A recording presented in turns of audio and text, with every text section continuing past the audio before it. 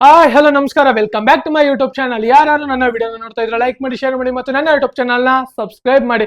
ಹಾಗೆ ಜಸ್ಟ್ ಇನ್ನು ಅಪ್ಡೇಟ್ ಬರ್ತಾ ಇರೋದು ನಮ್ಮ ಜಸ್ಪ್ರೀತ್ ಬುಮ್ರಾ ಅವರ ಬಗ್ಗೆ.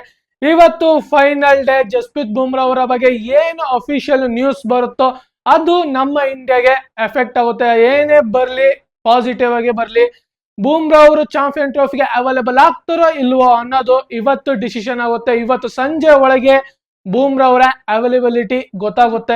ನಾಳೆಗೆ ಲಾಸ್ಟ್ ಡೇಟ್. ಏನಕ್ಕಂದ್ರೆ ಚಾಂಪಿಯನ್ ಟ್ರೋಫಿಗೆ ಯಾವ ಟೀಮ್ಗಳು ಏನಾದ್ರೂ ಮೇಜರ್ ಆಗಿ ಚೇಂಜಸ್ ನ ಮಾಡ್ಕೋಬೇಕು ಅಂದ್ರೆ ಸ್ಕ್ವಾಡ್ ನ ಲಾಸ್ಟ್ ಡೇಟ್ ನಾಳೆ 12ನೇ ತಾರೀಕು. ಅದಕ್ಕೋಸ್ಕರ ಇವತ್ತು BCCI ಅಫಿಷಿಯಲ್ ಆಗಿ ತಿಳಿಸ್ತಾರೆ ಬೂಮ್ರಾ ಅವರು ಅವೈಲೇಬಲ್ ಆಗ್ತಾರಾ ಇಲ್ವಾ ಚಾಂಪಿಯನ್ ಟ್ರೋಫಿಗೆ. ವೆಯ್ಟ್ ಮಾಡಿ ನೋಡ್ಬೇಕು. ಅದರಲ್ಲೂ ಅಲ್ಲದೆ ಬೂಮ್ರಾ ಅವರು ನಮ್ಗೆ ಮೇನ್ ಬೌಲರ್, ಇವರ ಅವೈಲೇಬಿಲಿಟಿಯಿಂದ ನಮ್ಮ ಇಂಡಿಯಾಗೆ ತುಂಬಾ ಹೆಲ್ಪ್ ಆಗುತ್ತೆ. ಅದಕ್ಕೋಸ್ಕರ ಇವರ ರಿಪೋರ್ಟ್ ಗಾಗಿ ನಾವು ವೆಯ್ಟ್ ಮಾಡ್ತಾ ಇದೀವಿ. NCA ಏನು ರಿಪೋರ್ಟ್ ಮಾಡುತ್ತೋ BCCIಗೆ ಗೊತ್ತಿಲ್ಲ.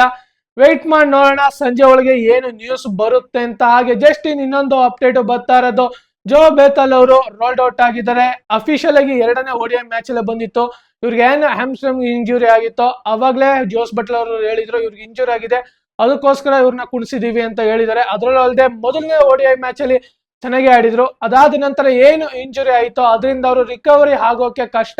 ಅದಕ್ಕೋಸ್ಕರ ಅವ್ರನ್ನ 3ನೇ ODI ಮತ್ತೆ ಚಾಂಪಿಯನ್ ಟ್ರೋಫಿಯಿಂದ ರೋಲ್ಡ್ ಔಟ್ ಮಾಡಿದ್ದಾರೆ. ಹಾಗೆ ಇವರ ಜಾಗಕ್ಕೆ ರಿಪ್ಲೇಸ್ಮೆಂಟ್ ಆಗಿ ಟಾಮ್ ಬ್ಯಾಟಮ್ ಅವ್ರನ್ನ ರಿಪ್ಲೇಸ್ಮೆಂಟ್ ಮಾಡಿದ್ದಾರೆ. ಅವರು 3ನೇ ODI ಮ್ಯಾಚ್ಗೆ ಅವೈಲೇಬಲ್ ಇರ್ತಾರೆ. ಆದ್ರೆ ಪ್ಲೇಯಿಂಗ್ ಲೆವೆನ್ ಅಲ್ಲಿ ಆಡ್ತಾರ ಇಲ್ವಾ ಅನ್ನೋದು ಒಂದು ಕ್ವಶನ್ ಮಾರ್ಕ್ ಆಗಿ ಇಳಿದಿದೆ. ನೋಡೋಣ, ವೆಯ್ಟ್ ಮಾಡಿ ಯಾವ ರೀತಿ 3ನೇ ODI ಮ್ಯಾಚ್ಗೆ ಪ್ಲೇಯಿಂಗ್ ಲೆವೆನ್ ಇರುತ್ತೆ ಅಂತ. ಹಾಗೆ ಜೋ ಬೇತಲ್ ಅವರು ರೋಲ್ಡ್ ಔಟ್ ಆಗಿರೋ ಕಾರಣ ನಮ್ಮ RCBಗೂ ಸಹ ಒಂದು ಸ್ವಲ್ಪ ಎಫೆಕ್ಟ್ ಆಗೇ ಆಗುತ್ತೆ. ಏನಕ್ಕಂದ್ರೆ ಜೋ ಬೇತಲ್ ಅವರು RCB ಆಲ್ ಗ್ರೌಂಡರ್ ಅಲ್ಲಿ ಅವರ ಸ್ಥಾನ ಇತ್ತು. ಆದ್ರೆ ಯಾವುದೇ ರೀತಿ ಇವಾಗ ಏನ್ ರೋಲ್ಡ್ ಔಟ್ ಆದ್ರೂ ನಮ್ಗೆ ಒಂದ್ ಸ್ವಲ್ಪ ಎಫೆಕ್ಟ್ ಆಗೇ ಆಗುತ್ತೆ. ವೆಯ್ಟ್ ಮಾಡಿ ನೋಡ್ಬೇಕು. ಅಷ್ಟೊತ್ತೊಳಗೆ ಅಂದ್ರೆ ಇನ್ನು 1 ತಿಂಗಳು ಇರೋದು IPL ಗೆ. ಅದರಲ್ಲದೆ ಇವರು ರಿಕವರಿ ಆಗೋದು ತುಂಬಾ ಕಷ್ಟ.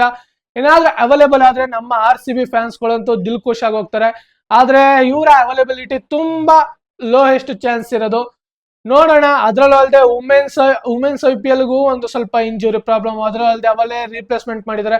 ಹಾಗೆ ನಮ್ಮ RCBಗೂ ಸಹ ಇವಾಗ ಜೋ ಬೇತಲ್ ಅನ್ಅವೈಲೇಬಲ್ ಆದ್ರೆ ಒಂದ್ ಸ್ವಲ್ಪ RCBಗೆ ಹಿನ್ನಡೆತ ಹೊಡಿತದೆ. ಆದ್ರೂ ಗೊತ್ತಲ್ಲ, ಈ ಸಲ ಕಪ್ ನಮ್ದನೆ. ನಮ್ಮ RCBನ ನಾವ್ ಯಾವತ್ತು ಬಿಡ್ಕೊಡೋ ಅಂತ ಮಾತೇ ಇಲ್ಲ.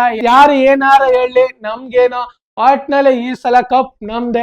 ಹಾಗೆ ಜಸ್ಟ್ ಇನ್ನೊಂದು ಅಪ್ಡೇಟ್ ಬರ್ತಾ ಇರೋದು ನಮ್ಮ IPL ನ ರಿಲೇಟೆಡ್. ಅದರಲ್ಲೂ ಅಲ್ಲದೆ IPL ನ ಶೆಡ್ಯೂಲ್ ಹೋದ್ ವಾರನೇ ಅನೌನ್ಸ್ ಆಗ್ಬೇಕಾಯ್ತು. ಹಾಗೆ ಮೊನ್ನೆ ಕೂಡ ಅನೌನ್ಸ್ ಆಗುತ್ತೆ ಅಂತ ವೆಯ್ಟ್ ಮಾಡಿ ನೋಡ್ತಾ ಇದ್ದೋ, ಅದು ಯಾವುದೇ ರೀತಿ ಅನೌನ್ಸ್ ಆಗ್ಲಿಲ್ಲ. ಅದು ಜಸ್ಟ್ ಇನ್ನು ಅಪ್ಡೇಟ್ ಬರ್ತಾ ಇರೋದು, IPL ನ ಶೆಡ್ಯೂಲ್ ಗಳು ನೆಕ್ಸ್ಟ್ ವೀಕ್ ಅನೌನ್ಸ್ ಆಗುತ್ತೆ ಅಂತ ರಿಪೋರ್ಟ್ ಗಳು ಬರ್ತಾ ಇದೆ. ವೆಯ್ಟ್ ಮಾಡಿ ನೋಡೋಣ ನಮ್ಮ IPL ನ ಶೆಡ್ಯೂಲ್ ಗಳು ಯಾವ ತರ ಇರುತ್ತೆ, ಹಾಗೆ ನಮ್ಮ RCB ಮ್ಯಾಚ್ ಗಳು ಯಾವ್ಯಾವತ್ತು ಇರುತ್ತೆ ಅಂತ ನೋಡೋಣ. ಹಾಗೆ ಇದೇ ತರ ಮುಂದಿನ ವಿಡಿಯೋದಲ್ಲಿ ಸಿಗೋಣ. ಜೈ ಹಿಂದ್, ಜೈ ಕರ್ನಾಟಕ, ಮತ್ತೆ ವಂದನೆಗಳು.